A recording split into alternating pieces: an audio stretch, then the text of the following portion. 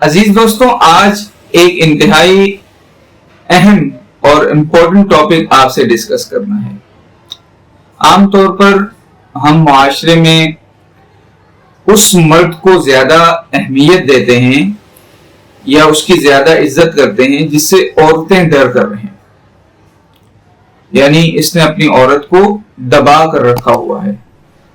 اور اگر کسی عورت نے کسی شوہر کو دبا کر رکھا ہوا ہے تو ہم سمجھتے ہیں یار یہ تو رنگ مرید ہے، یعنی اس کا مذاق اڑاتے ہیں، تمسخر اڑاتے ہیں کہ یہ تو بیگم کے پیچھے پیچھے چلتا ہے۔ اب اسلام کیا کہتا ہے اس کے متعلق؟ نبی کریم صلی اللہ علیہ وسلم نے فرمایا کہ بہت سے شریف کریم مرد ہوتے ہیں کہ بیگم کو پتہ ہے کہ اگر میں اس کو دباؤں گی تو یہ تھک جائے گا، تو وہ پھر ناز اور نخرے کرنا شروع ہو جاتی ہے، تو شوہر مغلوب ہو جاتا ہے، دب جاتا ہے، اس کی بات مانتا ہے ہر وقت۔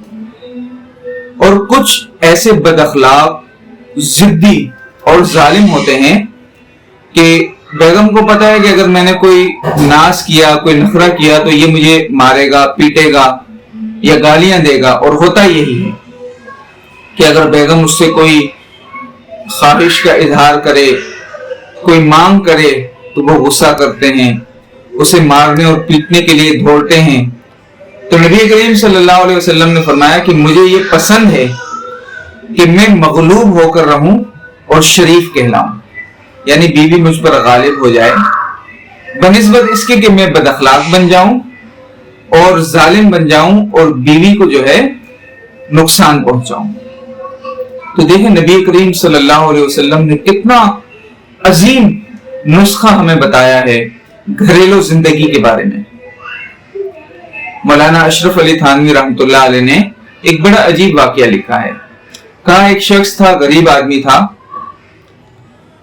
وہ 6-7 مہینے تک دال کھاتا رہا، سبزیاں کھاتا رہا، آخر اس نے کہیں سے پیسے جوڑ کر گوشت گھر پر لایا۔ اب بیگم نے جب اس کو پکایا تو اس کے اندر مرچی زیادہ ہو گئی۔ اب جب اس نے پہلا نوالا کھایا تو آپ اندازہ کر سکتے ہیں کہ ایک شخص جس نے 6 مہینے تک پیسے جوڑ کر لائے ہیں اسے کتنا غصہ آئے گا۔ لیکن اس نے بیگم کو نہیں بتایا، اسے گالیاں نہیں دی، اسے ڈانٹا نہیں، بلکہ دل میں یہ سوچا کہ اگر میری بیٹی سے نمک تیز ہو جائے تو میرا داماد اسے گالیاں دے گا یا مارے پیٹے گا تو مجھے کتنا افسوس ہوگا، میرا کتنا دل دکھے گا، تو یہ بھی کسی کی بیٹی ہے، یہ بھی کسی کی بیٹی ہے، تو اس نے اسے معاف کر دیا۔ کہتے ہیں اس کا انتقال ہو گیا تو کچھ عرصے بعد ایک بزرگ کے خواب میں وہ آئے۔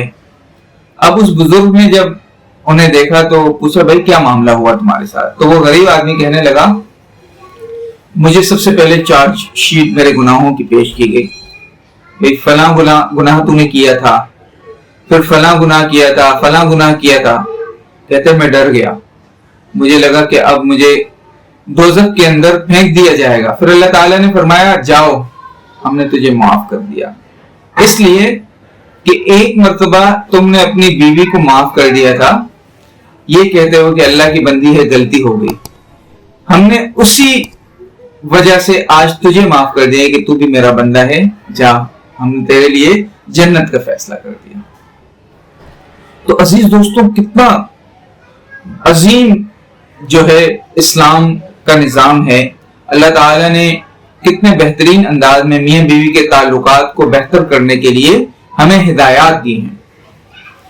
مولانا اشرف علی تھانوی رحمۃ اللہ علیہ کا ایک واقعہ ڈاکٹر عبدالحی عارفی رحمہ اللہ جو ان کے خلیفہ مجاز تھے اور مولانا شیخ الاسلام مفتی تقی عثمانی دامت برکاتہم العالیہ کے شیخ تھے، وہ فرماتے ہیں ایک دن مولانا اشرف علی تھانوی کی بیگم محترمہ صبح انہیں کہا کہ بھائی میں رشتہ داروں کے گھر جا رہی ہوں، آپ ایسا کیجئے کہ ہم نے مرغیاں پالی ہوئی ہیں تو آپ ان کو فلاں وقت نکال کر دانہ ڈال دیجئے گا۔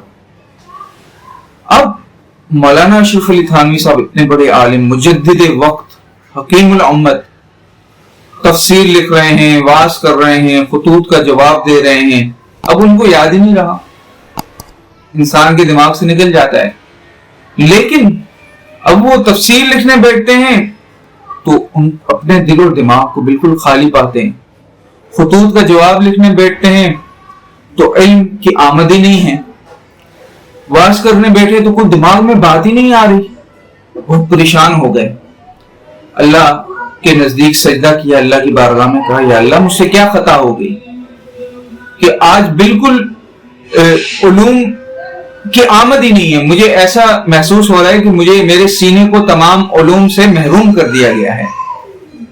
تو اللہ تعالیٰ کی طرف سے ان کے دل میں یہ بات ڈالی گئی کہ دیکھو میری مخلوق ڈربے کے اندر بند ہے، مرغیاں، انہوں نے ابھی تک کھانا نہیں کھایا اور وہ پریشان ہے کہ ان کو اب تک باہر نکالا کسی نے نہیں، اور تو میری مخلوق کو ستا رہے اور انتظار کر رہے کہ میرا علم تیرے سینے میں آئے گا. فوراً اٹھے اور جا کر ان مرغیوں کھولا، دانا کھلایا. تو عزیز دوستوں، اگر مرغیوں کو تکلیف پہنچانے پر اللہ تعالیٰ اس طرح کرتے ہیں تو ہم جب لوگوں کو تکلیف پہنچاتے ہیں، ان کو تان و تشنیع کرتے ہیں، گالیاں دیتے ہیں، تو پھر اس سے ہمیں کتنا نقصان ہوگا. تو اللہ تعالیٰ سے دعا کرے کہ ہمیں وہ دوسرے کو نقصان پہنچانے سے ہماری بھی حفاظت کرے اور ہمارے اخلاق اتنے اچھے